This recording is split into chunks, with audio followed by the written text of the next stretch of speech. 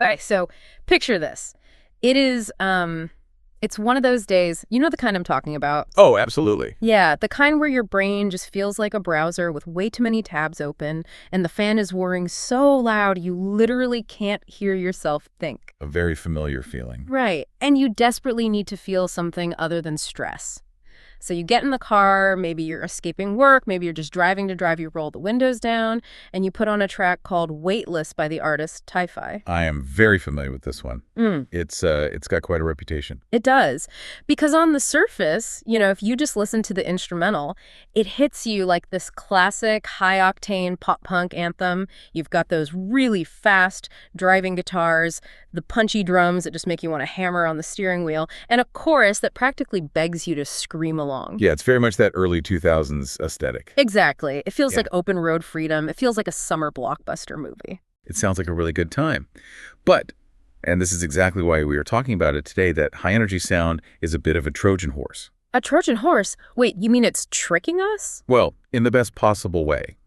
Because if you actually look at the source material we brought in for today, specifically the writer's room notes from Ti-Fi herself, this is not just a song about driving fast with the windows down. Right. It is actually a survival guide. It's a surprisingly dense roadmap for mental health recovery that just happens to be disguised as alternative rock. And that is exactly our mission today. We are going to unpack this track, Weightless, for this deep dive. But we aren't here to critique the guitar tone or, the production value. No, not at all. We are looking at how a 3-minute pop song essentially serves as a masterclass in modern psychology. I mean, we are talking about some heavy hitters here. Stoicism, CBT, which is cognitive behavioral therapy, and DBT, or dialectical behavior therapy. And what makes this deep dive so interesting to me is that we are working directly from the artist's own analysis. She breaks down exactly how she uses this song to flip the script on her own daily frustrations. Yeah, the writer's room notes are incredible. They really are. Yeah. So the goal here is to see if we can understand how she takes these massive, often overwhelming psychological concepts and just hides them inside a catchy hook. So let's jump right into the lyrics, because the song doesn't start with that explosive chorus I mentioned. It starts in a place I think is, well, uncomfortably familiar for a lot of people. Set the scene for us. Okay, so the lyrics open with, I woke up this morning to a sky of gray. The weatherman promised a sunny day. To old me would have crawled back into bed. Now, I read this and thought, okay, nobody likes rain when they were promised sun. It's just bad weather, right? Yeah. So why is this significant enough to start the song? It's significant because, in the context of the source notes, that gray sky isn't literal weather. It is a metaphor for a trigger. A trigger. Okay. Yeah. Right. It represents that moment in recovery, or honestly just in life, where you feel like you did everything right. Yeah. You listened to the forecast, you made the plan, you were completely ready for a good day. And then, completely uninvited, the depression or the anxiety just shows up anyway. Oh, man, that's relatable. It's that feeling of betrayal almost. Like, hey, I drank the water, I slept 8 hours, I followed all the rules. Why is this happening to me? Precisely. You feel cheated. Yeah. And notice the lyric mentions the old me would have crawled back into bed. Yeah. That is the instinctual response to that betrayal. Avoidance. Retreat. The old me shuts down because the plan failed. But look at the next line, because this is where the psychology really kicks in. She sings, with a thundercloud raining inside of my head. Now that is a vivid image. It really is, and it is a perfect description of a concept called internalization. Break that down for us. What is internalization in this specific context? It's when you take an external disappointment, the rain, the trigger, the bad luck, and you immediately transform it into an internal catastrophe. You take the bad weather and you make it about you. You tell yourself, I'm a failure, or the universe hates me specifically, or this just proves things will never get better. The rain isn't just outside anymore. Suddenly, it is raining inside your head. Wow. Okay, so instead of saying this situation sucks, we say I suck. Exactly. And that is a recipe for a spiral. That is exactly how a bad morning turns into a bad week. Yeah. But she doesn't stay in bed. The song pivots right there. She sings, but I poured a coffee and I started to laugh. See, I got stuck on that line. Started to laugh. It almost feels, I don't know, a little unhinged. Or maybe dismissive, like is she just happy about the coffee or is she losing it? It is definitely not about the caffeine. This moment pouring the coffee and laughing illustrates a crucial psychological concept called the pause. The pause. Yes, it's that tiny, often microscopic microsecond between a stimulus, the bad day, and your reaction to it. The space where you decide what to do. Exactly. Most of the time, we are just on autopilot.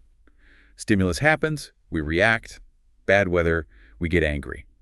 But Ti-Fi notes that laughing in that moment is an act of cognitive reframing. Cognitive reframing. She is laughing at the absolute absurdity of fighting reality. So it's not a happy laugh, it's more of a realization. It is a recognition of a lack of control. It's a laugh of release.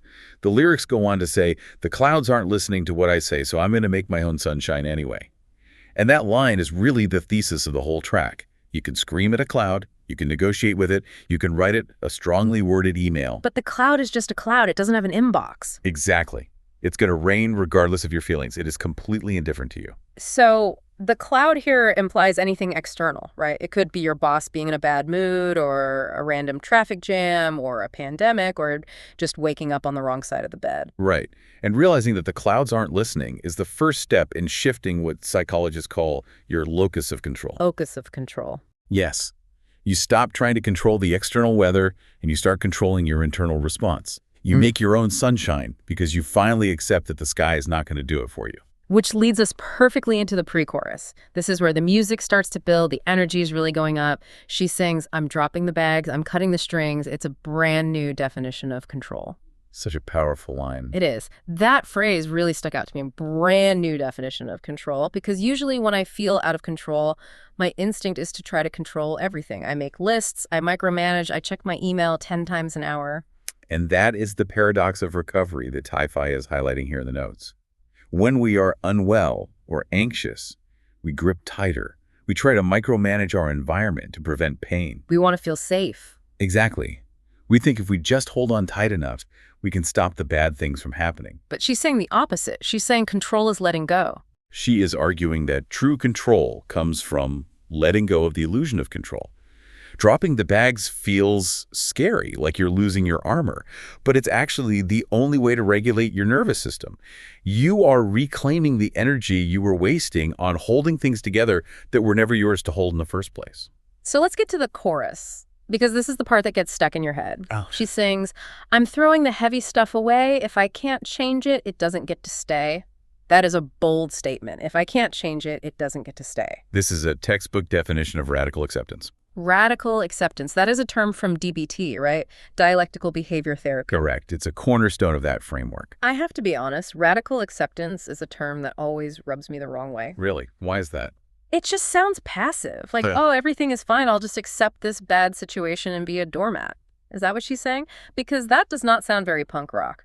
I am so glad you brought that up, because that is the #1 misconception about this concept.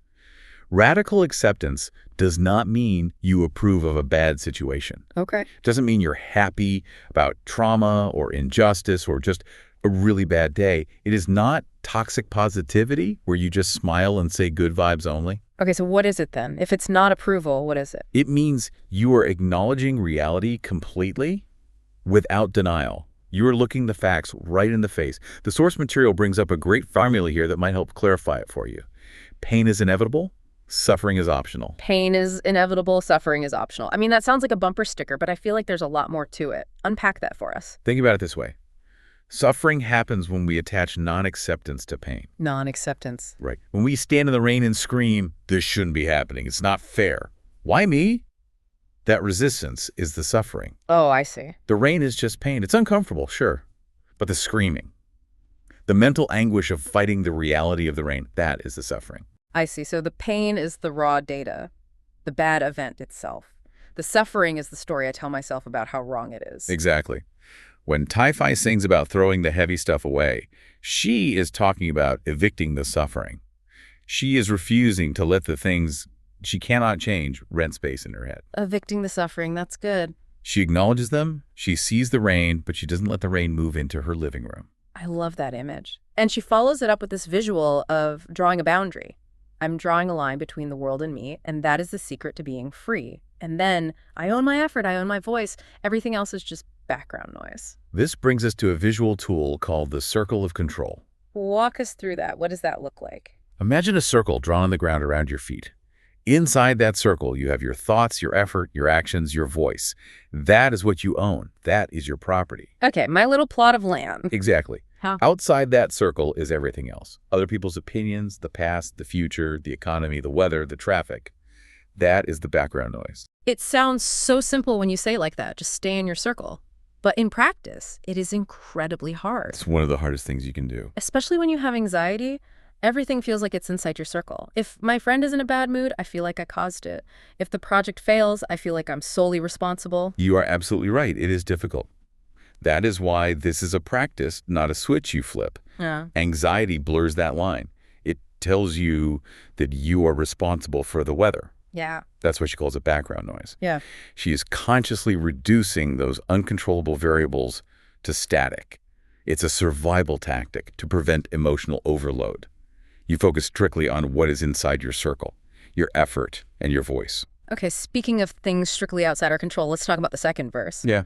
Because she takes these high-level philosophical ideas like stoicism and radical acceptance, and she drops them right into the most annoying, mundane situation possible. A traffic jam. Yes, the messy middle of life. Yeah. This is where the theory hits the road, literally. She sings, "Stuck in traffic on the highway line, 60 minutes late, and I'm feeling fine." And then she contrasts herself with another driver. She sings, "The guy in the truck is screaming at the air. I can see this guy. I have been this guy." We have all been that guy. But let's look at him clinically. The truck driver represents reactivity.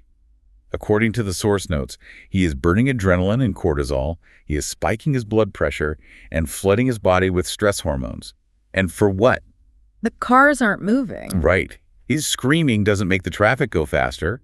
He is fighting reality. He is having a tantrum against physics. He is drinking poison and expecting the traffic to die. And meanwhile, Tai-Fi is sitting pretty without a care. I'll be honest, when I first heard that line, it sounded a little smug. Like, look how zen I am while you lose your mind. It might sound that way, but looking at her notes, she explains it as distress tolerance. It's not that she doesn't care that she's late. Right, there are still real-world problems happening. Yes. There are consequences to being late. Maybe she misses a meeting. Maybe someone is mad at her. She acknowledges those consequences. But she is consciously choosing not to destroy her peace in the present moment over something she absolutely cannot change. And then she drops this line, "I'm taking the ancient philosopher's advice." Who are we talking about here? She is referencing the Stoics, specifically Epictetus. He famously said, "Some things are in our control and others not." This ancient philosophy is actually the bedrock of modern CBT. The expert insight here is that we often suffer because we demand the universe follow our schedule. Right, I have a meeting, so the cars should part like the Red Sea. Exactly. We have a demand on reality. But the universe is random. It's just traffic. It's not a punishment. It's just physics and volume. Recognizing that randomness is healing. So what's the actionable tip here? Because when I'm stuck in traffic, I'm not usually quoting Epictetus. I'm usually cursing and staring at the clock. The tip she offers in the lyrics is drumming on the dashboard to my favorite band. Okay, drumming. Really? It sounds trivial, I know, but it's a grounding technique. Physical rhythm engages the body and distracts the brain from the spiral. Bringing you back to your senses. Exactly. It's about finding a sliver of joy in this case, music in a frustrating environment, rather than spiraling into rage. It's bringing your focus back to the present moment, which is the only place you actually exist. So we've handled the trigger, and we've survived the traffic. Now we get to the bridge of the song. And usually in pop punk, the bridge is where things slow down or shift gears before the final explosion. The lyrics here definitely shift. She sings, "I'm the archer, I pull back the bow, I aim for the stars, and I let it go." This feels like a different kind of energy. It is. This is the most sophisticated part of the song's psychology. This is where we get into the concept of outcome independence. Outcome independence, that sounds almost corporate or maybe spiritual. It's a bit of both, but in therapy, it is one of the most difficult parts of recovery to grasp. Does that mean not caring how things turn out? Because if I'm aiming for the stars, I definitely care if I hit them. It's not about not caring. It's about detaching your self-worth from the result. She starts the bridge by saying, "Done waiting around for the way I should feel." This addresses the trap of waiting for motivation. Oh, that's huge. We often think, I'll go for a run when I feel energetic, or I'll go to the party when I feel social. But usually you have to do the thing to get the feeling. You don't feel energetic until after the run. Correct. That's behavioral activation. You have to shoot the arrow before you feel better. You can't wait for the feeling to arrive first. Let's unpack the archer metaphor, because Tai-Fi mentioned it's one of her favorites in the notes. You've got the bow, and you've got the arrow. Right. Think about archery. What do you actually control?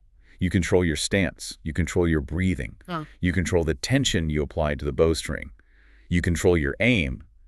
That is your effort. That's the circle of control again? Yes. In a mental health context, that represents taking your meds, going to therapy, setting boundaries, communicating clearly. Okay, so that's the preparation. Okay. And then you release the arrow. And the moment that arrow leaves your fingers, it is gone. It is no longer yours. It is now part of reality. A gust of wind could blow it off course. The target could move. The string could snap. Those are the external variables. So in real life, you could do all the right things, you could aim perfectly, and still have a panic attack. Yes. Or you could communicate a boundary perfectly. You could be calm and clear, and the other person might still scream at you. If you judge your success only by hitting the bullseye, you will always be at the mercy of the wind. You will feel like a failure even when you did everything right. That is actually kind of terrifying, to do all the work and still miss. It is terrifying, but it's also liberating. Because if you accept that the wind exists, you stop blaming yourself for it. That's where the climax of the song is the line, I hit the mark, or I did my best. I'm happy to leave reality the rest. I'm happy to leave reality the rest. That is such a surrender. That is the victory. The victory isn't hitting the target. The victory is pulling the bow. It's the quiet confidence of knowing you showed up for yourself. You did your part. You carried the bow. You don't have to carry the wind, too. Man, that is a lot to take in from a song that's under 4 minutes long. We've gone from waking up to a gray sky, realizing it's just a trigger, to sitting in traffic and choosing not to scream, all the way to becoming the archer who is okay with missing the mark. It really is a journey of stripping away weight. That's why the song is called Weightless. It's not about becoming empty. It's about becoming unburdened. It's about realizing how much of what we carry simply doesn't belong to us. We're carrying other people's emotions, outcomes we can't control, the past, the future. It makes you look at your daily frustrations a little differently. Like, next time I'm worried about something, I have to ask, is this my stone to carry? Or is this just background noise? And that is the core message I want listeners to take away. We are responsible for the bow. We are not responsible for the wind. We are responsible for our effort and our voice. Everything else is just weather. So here is something for you to think about as you go about your day. I want you to imagine you are wearing a physical backpack, like a heavy hiking pack. And every stressor, every worry, every opinion of someone else that you're holding on to is a heavy stone in that pack. Ask yourself, how many of those stones actually belong to you?